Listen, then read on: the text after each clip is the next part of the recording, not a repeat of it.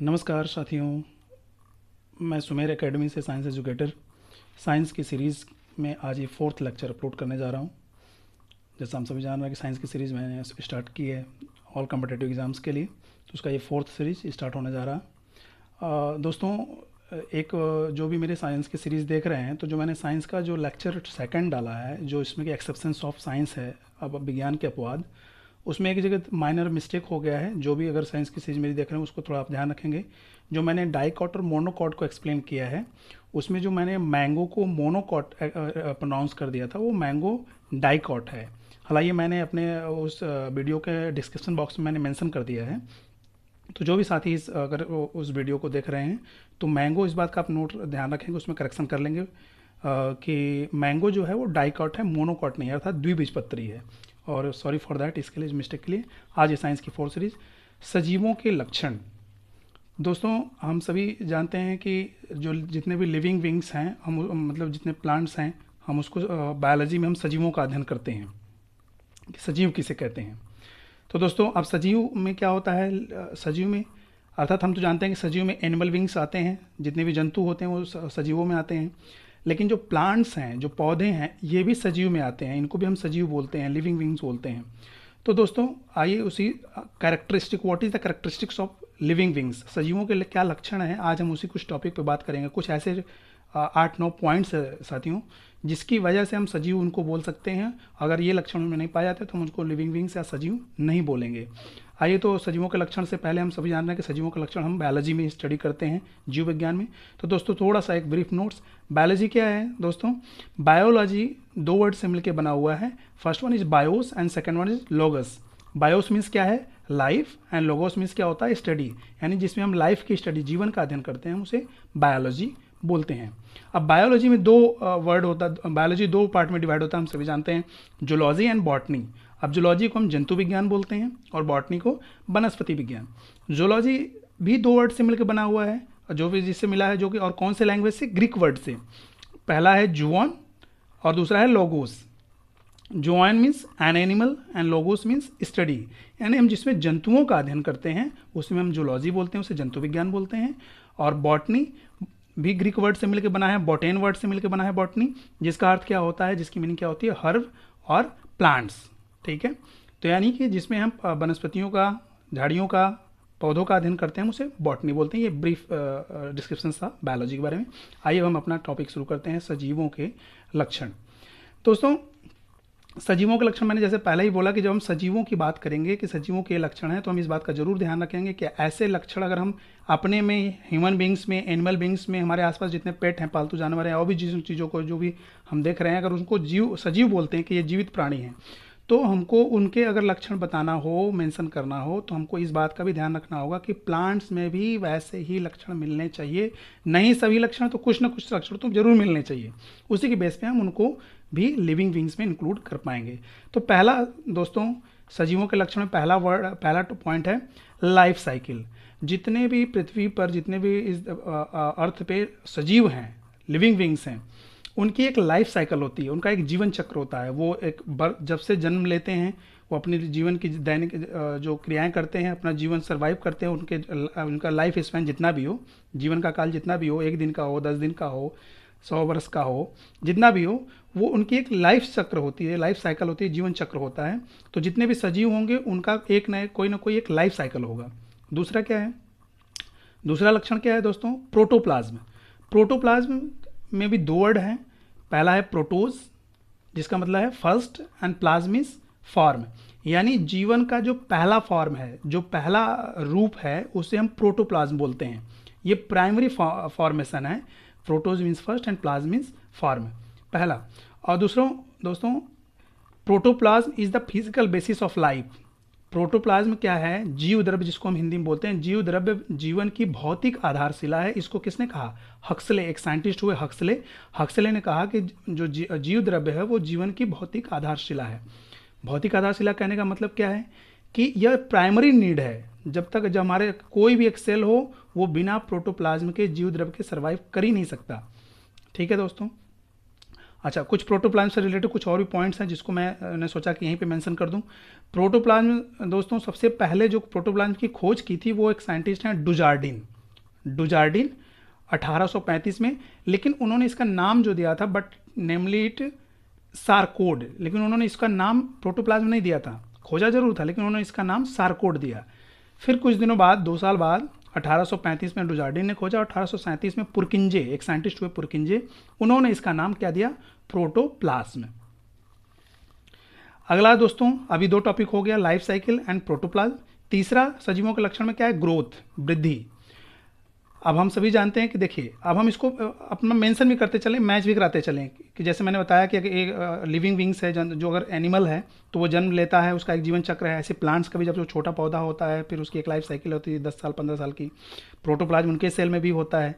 ऐसे ही दोस्तों ग्रोथ, जब भी कोई भी जंतु जब से जन्म लेता है, हम आप सोच ले जब से हमारा बर्थ हुआ तब से हम छोटे से बड़े होते होते होते हमारा एक जीवन भर हमारी ग्रोथ तो नहीं, मतलब सेल की ग्रोथ जीवन भर नहीं होती, लेकिन हमारी क्या होती है, हमारे शरीर में ग्रोथ होता है। ऐसे प्लांट्स को भी हम जब छोटा पौधा हम जमीन में लगाते हैं तब उसमें भी ग्रोथ होता है, वो भी बढ़ता है, तो उसमें भी ग्रोथ है। इसका मतलब कि प्लांट्स भी लिविंग हैं और जंतु भी लिविंग हैं, यानी ग्रोथ जंतुओं का, सजीवों का एक लक्षण है। दूसरा 4th पॉइंट है क्या है, मेटाबॉलिज्म, जिसे हम क्या कहते हैं, उपापचयी क्रियाएं।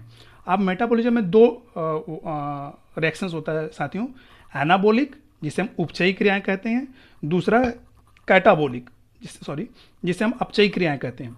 अब एनाबोलिक क्या होता है, एनाबोलिक जो रिएक्शंस होते हैं इसको हम सिंथेटिक बोलते हैं। सिंथेटिक अर्थात एनाबोलिक जो रिएक्शंस होंगे ये निर्माण, हमारी बॉडी में कुछ ना कुछ फॉर्मेशन निर्माण करते हैं। लेकिन कैटाबोलिक जो होता है अपचयी, ये डिस्ट्रक्टिव प्रोसेस होता है, यह हमारे शरीर में, हमारी सेल्स में जो चीज़ें होती है उसको ब्रेक डाउन करता है, तोड़ता है। यानी कि जो भोजन अगर ब्रेक डाउन होकर के टूट करके अगर हमको एनर्जी रिलीज कर रहा है, तो भोजन का पचना यानी ग्लूकोज के मॉलिक्यूल्स का टूट करके एनर्जी प्रोवाइड करना क्या है, कैटाबोलिक रिएक्शन है, डिस्ट्रक्टिव प्रोसेस है। ठीक है, अगला टॉपिक है रेस्पिरेशन, श्वसन, जिसे हम श्वसन कहते हैं। अब श्वसन में साथियों 2 पॉइंट, श्वसन भी 2 तरह का होता है। अभी हम श्वसन पढ़ेंगे तो श्वसन काफ़ी डिटेल चैप्टर और इससे क्वेश्चन भी बहुत बनता है, जब हम डिटेल में टॉपिक पढ़ेंगे तो उसमें पढ़ेंगे। यहाँ पर ये बस इतना जान लें कि श्वसन 2 तरह का होता है, अनाक्षी श्वसन और आक्षी श्वसन। अब अनाक्षी श्वसन दोस्तों क्या होता है कि एक्चुअली श्वसन में होता क्या है कि श्वसन हम जो करते हैं, रेस्पिरेशन करते हैं। अब ऐसे रेस्पिरेशन है, आक्षी श्वसन, अनाक्षी श्वसन, कंबस्चन, दहन अभिक्रिया जिसे बोलते हैं साथियों, ये अलग अलग हैं, इनमें डिफरेंसेस हैं। तो आक्सी श्वसन क्या होता है, जब हम आक्सी श्वसन का जो फाइनल प्रोडक्ट है वो क्या होता है, कार्बन डाइऑक्साइड और H2O। और लेकिन जो अनाक्षी श्वसन होता है इसमें इसका फाइनल प्रोडक्ट कार्बन डाइऑक्साइड और H2O नहीं होता, बल्कि क्या होता है, इसमें लैक्टिक एसिड यानी ग्लूकोज का अगर हम एग्जाम्पल ले लें कि ग्लूकोज का जारण अभिक्रिया जो ऑक्सीजन की उपस्थिति में होता है, तो वो फाइनल अनाक्षी श्वसन में पूरी तरह से ब्रेक डाउन नहीं होता है, यानी कि कार्बन डाइऑक्साइड और वाटर में नहीं वो मतलब लास्ट प्रोडक्ट उसका बनता है, बल्कि वो लैक्टिक एसिड में कन्वर्ट हो जाता है। इसीलिए हम इसको अनाक्षी श्वसन बोलते हैं। और ये खासतौर से जो बहुत छोटे जीव हैं, जो जैसे ईस्ट हो गया, बैक्टीरिया हो गया, उसमें ऐसा देखने को मिलता है। नेक्स्ट पॉइंट है दोस्तों न्यूट्रिशन, पोषण। जितने भी लिविंग्स हैं, सजीव हैं, उनके अंदर न्यूट्रिशन होता है, पोषण होता है उनका। ठीक है, 7th पॉइंट क्या है, रिप्रोडक्शन। रिप्रोडक्शन इसको हिंदी में बोलते हैं प्रजनन। प्रजनन क्या है साथियों, अपने समान संतान उत्पत्ति करना ही क्या कहलाता है, प्रजनन। ठीक है, यानी जितने भी लिविंग विंग्स हैं दे रिप्रोड्यूस देयर ऑफस्प्रिंग, अपने यंग वंस को, वो अपने बच्चों को जो जन्म देते हैं। अब इसमें हमने पहले भी जिक्र किया था कि इसके 2 मेथड होते हैं। कुछ जीव ऐसे होते हैं पृथ्वी पर जो अंडे देते हैं, कुछ ऐसे होते हैं जो बच्चे देते हैं।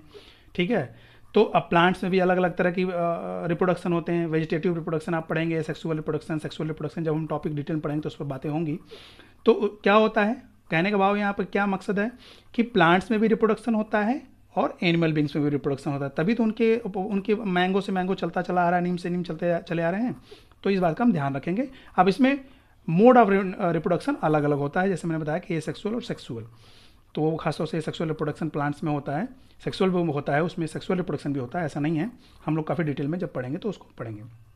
नेक्स्ट पॉइंट क्या है साथियों, एक्सक्रीशन, इसको बोलते हैं उत्सर्जन।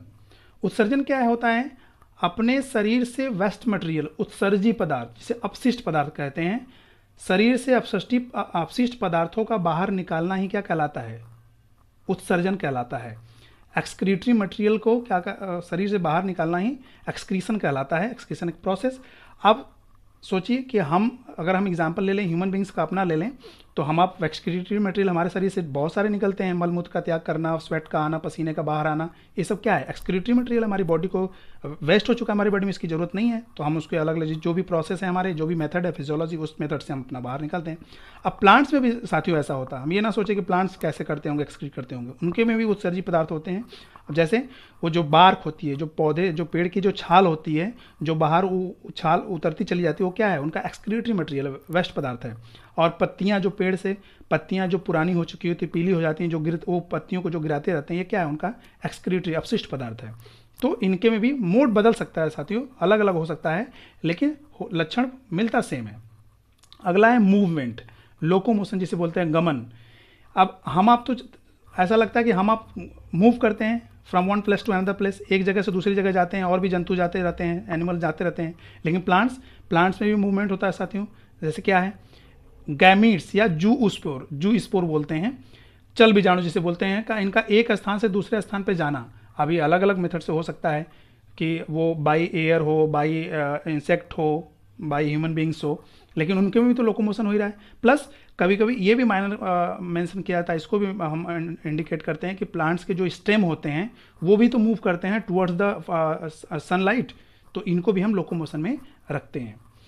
तो दोस्तों ये कुछ 9 पॉइंट्स थे ऐसे जो सजीवों के लक्षण में आते हैं, जिनको कि कैरेक्टरिस्टिक्स ऑफ लिविंग बींग्स बोलते हैं। तो इसको आप जरूर ध्यान रखेंगे, और इससे भी क्वेश्चंस बनते हैं कि अभी ऐसा कहीं एग्जांपल दे देगा कि what is the characteristics of living beings, या सजीवों के लक्षण ये हैं ये नहीं है, तो उसमें अगर कोई ऑप्शंस देगा, मिलान कराने के लिए दे देगा, तो वहाँ पे क्वेश्चन हमको देखने को मिल सकता है। और दोस्तों यहीं पे 2 पॉइंट मैंने मेंशन कर दिया, चूँकि रॉबर्ट हुक के ऊपर बात हुई थी। तो अब रॉबर्ट हुक ने क्या किया था साथियों, 1665 में इन्होंने सबसे पहले किसका खोज किया था, डिस्कवर किया था सेल की डिस्कवरी इन्होंने सबसे पहले की थी रॉबर्ट हुक ने, और रॉबर्ट ब्राउन ने 1831 में न्यूक्लियस की खोज की थी। तो इतना ध्यान रखेंगे कि रॉबर्ट हुक ने 1665 में सेल की, और रॉबर्ट ब्राउन ने 1831 में न्यूक्लियस की खोज की थी। तो दोस्तों आज की वीडियो ये एंड होती है। अगर आपको कंटेंट पसंद आया हो तो ज़रूर आप अपना कमेंट भी करें, और चैनल को सब्सक्राइब करें, लाइक भी करें, और अपने दोस्तों के साथ शेयर भी करें। Thank you.